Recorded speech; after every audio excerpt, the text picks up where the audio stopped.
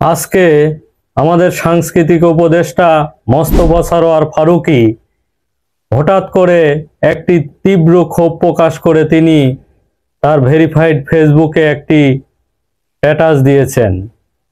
এই স্ট্যাটাসে তিনি কি উল্লেখ করেছেন এবং কেন তিনি তীব্র রাগান্বিত হয়ে একটি ফেসবুক স্ট্যাটাস দিলেন, চলুন আমরা এই ভিডিওটি পুরো দেখলে তারপরে আমরা বুঝতে পারবো কেন মোস্তফা সরোয়ার ফারুকী আজকে তীব্র ক্ষোভ প্রকাশ করে তিনি একটি ফেসবুক স্ট্যাটাস দিয়েছেন।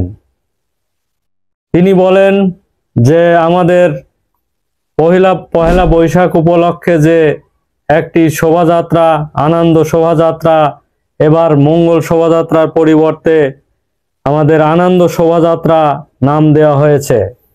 এই উপলক্ষে আমাদের যে ঢাকা বিশ্ববিদ্যালয়ের চারুকলা বিভাগে ব্যাপকভাবে প্রস্তুতি গ্রহণ করা হয়েছিল।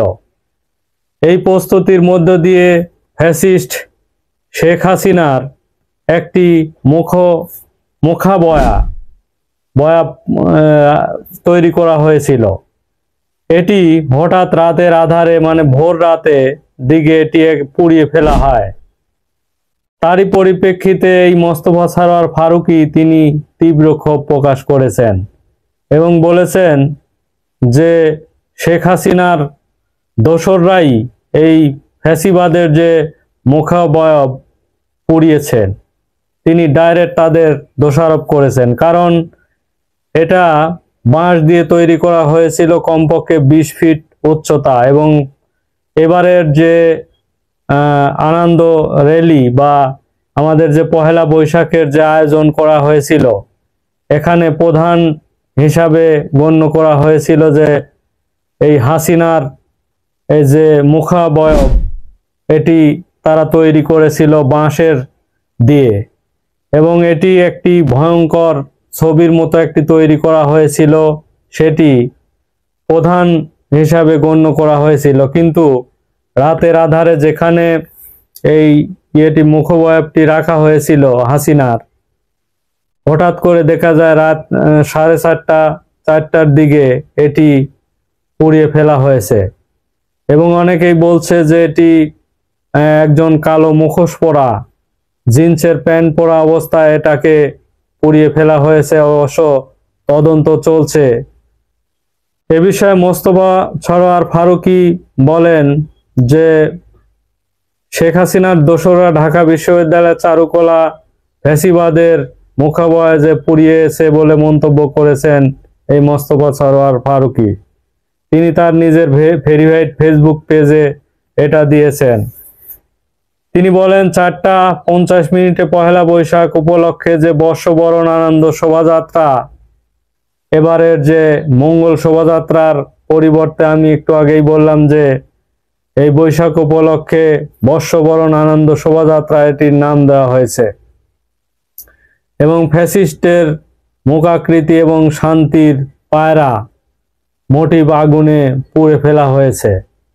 মোস্তফা সরোয়ার ফারুকী বলেন যে হাসিনার দোসররা গতকাল এটি চারুকলা থেকে মুখাবয়া পুড়িয়ে দিয়েছে। এই দুঃসাহস যারা দেখিয়েছে তাদের সফট আওয়ামী লীগ হোক আর আওয়ামী লীগের বি টিম হোক, তাদের প্রত্যেকেই আইনের আওতায় নিয়ে এসে কঠিন বিচারের মুখোমুখি করতে হবে।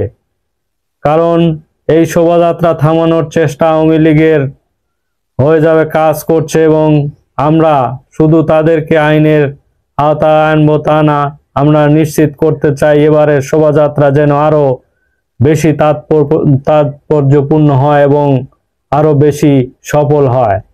আওয়ামী লীগের দোসররা যেভাবে এখানে বাধা প্রদান করুক না কেন, কোনো বাধাই এবারের যে বর্ষবরণ যে আনন্দ শোভাযাত্রা কেউ দমিয়ে রাখতে পারবে না বলে তিনি হুঁশিয়ার উচ্চারণ করেন।